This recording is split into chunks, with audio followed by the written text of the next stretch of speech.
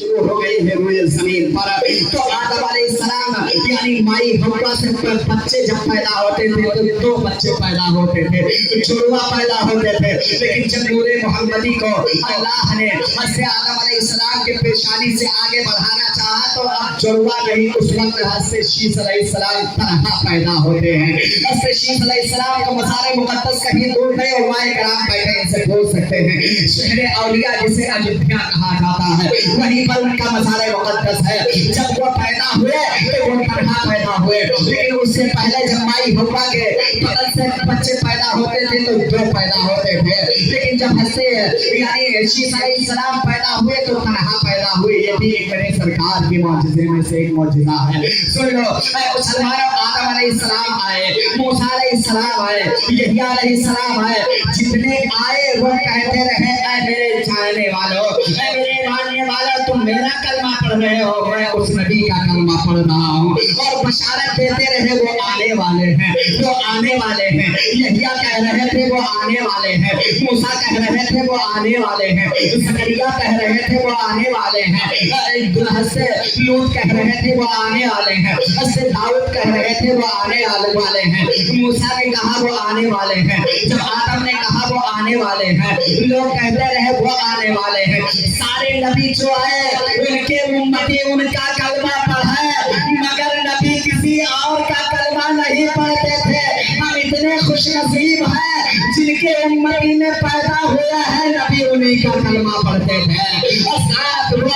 आने वाले हैं, कहते थे सारे नबी वो आने वाले हैं, हम रास्ता क्लियर करने के लिए आए हैं, वो आने वाले हैं, हम रास्ते से जो गर्दो गुबार है उसे हटाने के लिए आए हैं, वो आने वाले हैं। लोग कहते थे नबी जितने आए वो आने वाले हैं, वो आने वाले हैं। अरे हम इतने खुशनसीब हैं, इतने खुशनसीब हैं, इतने खुशनसीब हैं कि नबियों ने जिसके उम्मती में पैदा होने के लिए दुआएं मांगी थी वो उस नबी के हम उम्मती हैं, हम उस नबी के चाहने वाले हैं। लेकिन जब हज़रत आदम अलैहिस्सलाम के इस ज़ाहिरी ज़माने यानी इस दुनिया से जाने का वक्त आया था तो अपने बेटे हज़रत शीश अलैहिस्सलाम को बुलाया था, और बुलाने के बाद में कहा था वो आने वाले हैं। ऐ मेरे बेटे, जब तुम पर कोई मुसीबत आए, जब कोई परेशानी आए तो जो ला इलाहा इल्लल्लाह मुहम्मदुर रसूलुल्लाह सल्लल्लाहु तआला अलैहि वसल्लम का वसीला बना करके रख के हुजूर दुआ करो,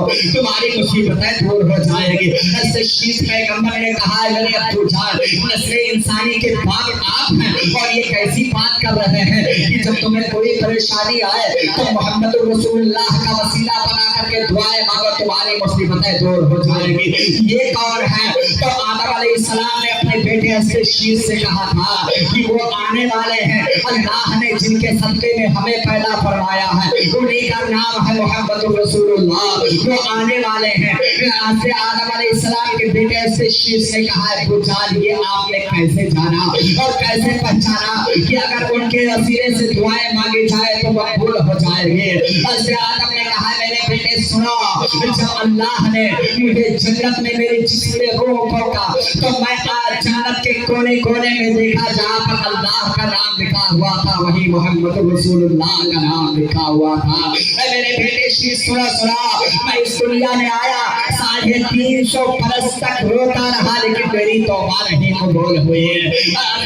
शीश अलैहिस्सलाम ने कहा मेरे अब्बू जान फिर क्या हुआ? हज़रत आदम ने कहा सुनो मेरे बेटे, जब 350 बरस तक मैं रोता रहा आसमान के तरफ अपनी निगाह को नहीं उठाया, मेरी तौबा नहीं कबूल हो रही थी। मुझे एक दिन ख्याल आया कि जो अर्श आज़म के खंभों पर लिखा है, जो जन्नत के कोने कोने पर लिखा है, उस नबी का क्यों ना आज हम उस नाम का वसीला बना लें। और जैसे आदम अलैहिस्सलाम कहते हैं कि मैंने उस नबी का वसीला बनाया, अल्लाह ने मेरी तौबा को कबूल फरमा लिया है। इसीलिए आदम ने फरमाया है मेरे बेटे शीश, जब तुम्हें कोई परेशानी आए तो अहमद मुख्तार का वसीला बना लिया करो, तुम्हारी परेशानियां दूर हो जाएंगी। लेकिन बात